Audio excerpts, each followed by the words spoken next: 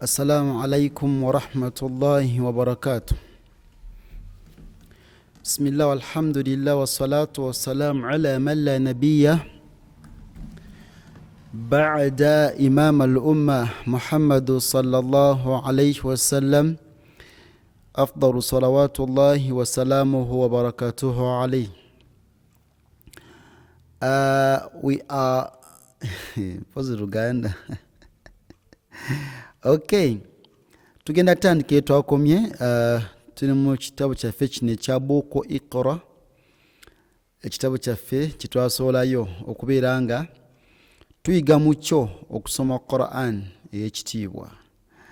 Twasokera ku kiri ekya ready ne tukimaliriza, tugenda kubeera nga ate tweyongeyo ne kino insha Allahu tabaraka taala. Eyakatwala for the first time, you are in sakala gama ntuli mu kifo kikyamu naye don't follow right away, just you first go back scrollinga wansi okutuuka ekitabo kino gye kyatandikira, osooke otweyungako insha Allah, ojja kutuuka biidhnillahi taala. Naam. أعوذ بالله من الشيطان الرجيم. تبدوا ادخلوها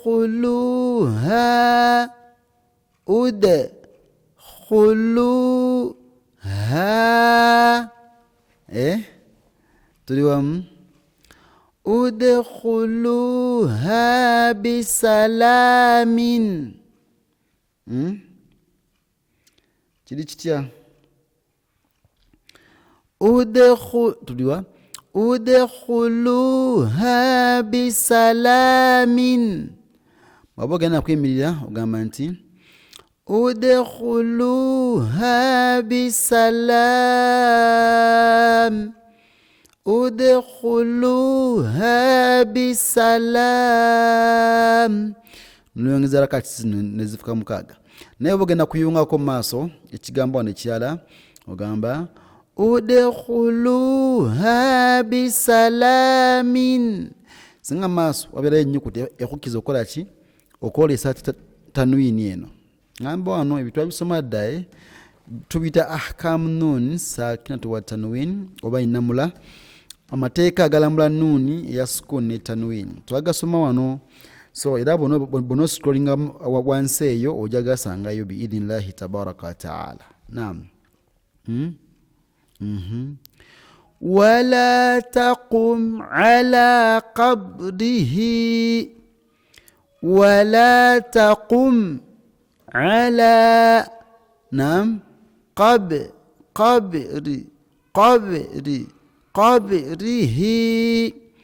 ولا تقم على قبره. أبانو كمانتي ولا تقم على قبره. واشتغد وغنا كويميريا تفدي واو.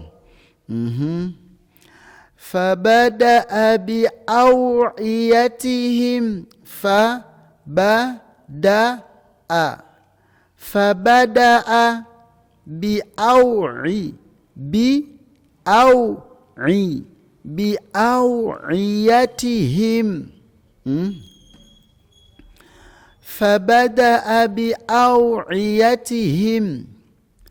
فبدأ بأوعيتهم فبدأ بأوعيتهم تفدوا. خلقنا زوجين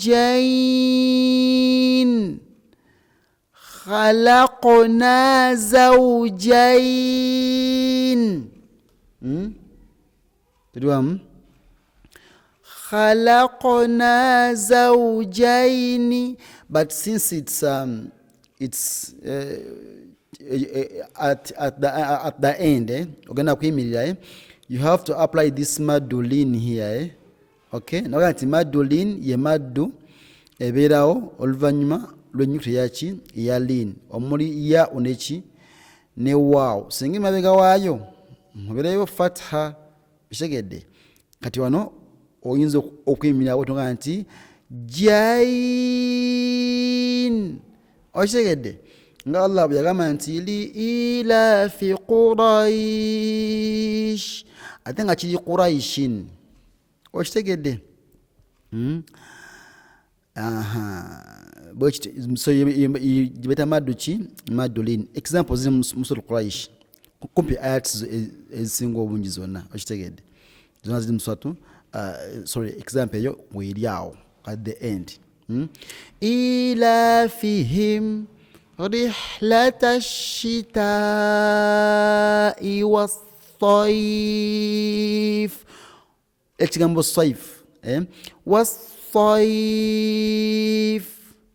Okitegedde tenga kiri sayf. Okitegedde then falyabudu rabba hadha albayt rabba hadha albayt tenga kiri bayt. niyo aya isembeyo nyini yani example muchi mweri alladhi at'amahum min ju' wa amanahum min khawf.